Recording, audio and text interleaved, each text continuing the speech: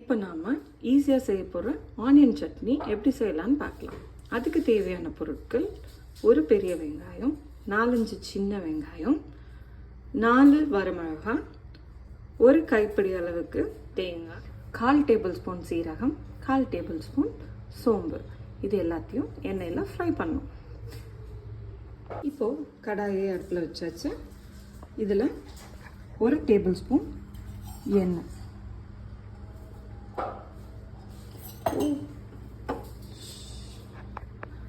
நல்லா காஞ்சிச்சு. எண்ணெய் காஞ்சதையும் வெங்காயம் ஆட் பண்ணியாச்சு. வெங்காயம் நல்லா ஃப்ரை ஆகட்டும். வெங்காயம் வணங்கியாச்சு. இப்போது அதில் வரமிளகாய் ஆட் பண்ணியாச்சு. வரமிளகாய் வதங்கட்டும். வரமிளகாய் வணங்கிடுச்சு. இப்போது சோம்பு சீரகமும் ஆட் பண்ணிக்கலாம்.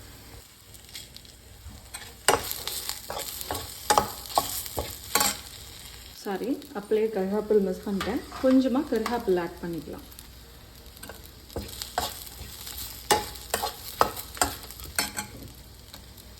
இப்போ கொஞ்சமாக தேங்காய் ஆட் பண்ணி அதையும் லைட்டாக ஃப்ரை பண்ணிக்கலாம்.